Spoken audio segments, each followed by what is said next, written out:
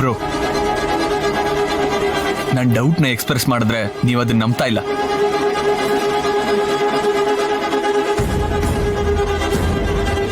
ಹೊತ್ತಗೊಂಥರ ಮಾತಾಡ್ತಿರೋದಿಕ್ಕೆ ತಲೆಗ್ pet ಬಿದ್ದಿದೆ, ಹೀಗಾಡ್ತಿದ್ದಾಳೆ ಅಂತ ಅನ್ಕೊಂಡ್ವಿ.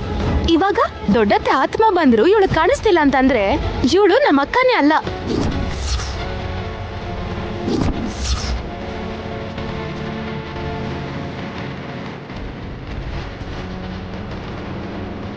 ಇನ್ನ ಡೌಟಾ? ನಾಯಿನಿ ರೂಪದಲ್ಲಿ ಬಂದಿರೋ ಈ ಹುಡುಗಿ ಯಾರು ಅಂತ ತಿಳ್ಕೊಳ್ಳಿ. ಹೇಳು, ಯಾರು ನೀನು? ತಿಲೋತ್ತಮ, ನಿನ್ನ ಮಗನಿಗೆ ಅತಿ ಮಾಡಬೇಡ ಅಂತ ಹೇಳು. ಏಯ್, ನಿನ್ನೆ ಕೇಳ್ತಿರೋದು ಹೇಳ್ತೀಯ ಇಲ್ವೇ? ವಲ್ಲಭ, ಸುಮ್ನಿರೋ. ನಿಮ್ ದೊಡ್ಡಮ್ಮ ನಿನ್ನನ್ನ ಸುಮ್ನಿರಕ್ ಹೇಳ್ತಿದ್ದಾರೆ. ಅಯ್ಯೋ, ಆದ್ರೆ ನನ್ಗೆ ಯಾಕೆ? ನಾನು ಸುಮ್ಮನಿದ್ ಬಿಡ್ತೀನಿ. ಪ್ರಶ್ನೆ ಮಾಡ್ಲಿಲ್ಲ ಅಂದ್ರೆ ಹೇಗೆ? ವೇಟ್ ಸುಮನ, ನಮ್ಮ ಅಮ್ಮಂಗೆ ದೊಡ್ಡಮ್ಮ ಕಾಣಿಸೋದ್ರಿಂದ, ಅವ್ರ ಜೊತೆ ಮಾತಾಡೋದ್ರಿಂದ ನಿಜ ಏನು ಅಂತ ಗೊತ್ತಾಗುತ್ತೆ. ದೊಡ್ಡತ್ತೆ ಹತ್ರ ಮಾತಾಡಿ ವಿಷಯ ತಿಳಿಸಿ ಅತ್ತೆ.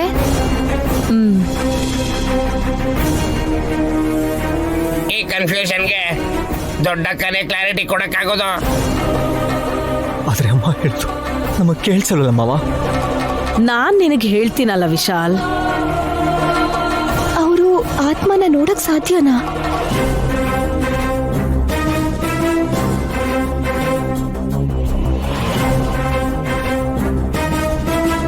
ನೀನು ಕಾಣಿಸ್ತಿಲ್ಲ ಅಂತಿದ್ದಾಗೇನೆ ನೀನ್ ನಾಯಿನಿ ಅಲ್ಲ ಅಂತ ಗೊತ್ತಾಗೋಯ್ತಮ್ಮ. ಅಯ್ಯೋ, ನಾನ್ ತ್ರಿನೇತ್ರಿ ಅಂತ ಹೇಳ್ತಾನೆ ಇದೀನಲ್ಲ, ಅದಕ್ಕೆ ಇವಾಗ ನಿನ್ ವಿಷಯ ಗೊತ್ತಾಗತ್ತೆ ಅಂತಿರೋದು. ಮರ್ಯಾದೆಯಿಂದ ಮಾತಾಡಿದ್ರೆ ಸರಿ, ಇಲ್ಲ ಅಂದ್ರೆ ನಾಯಿನಿ, ಸ್ವಲ್ಪ ಇರು.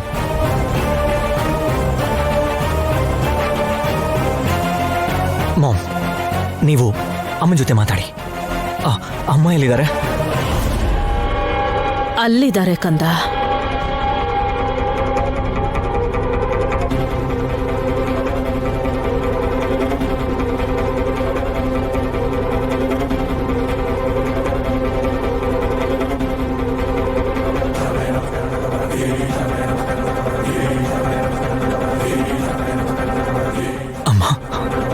ನಿನ್ ಕಾಣಿಸಲ್ಲ, ನಿನ್ ಮಾತು ಕೇಳಿಸಲ್ಲ, ಆದ್ರೆ ನೈನಿಗೆ ನೀನ್ ಕಾಣಿಸ್ತೀಯ ಅಲ್ವಾ?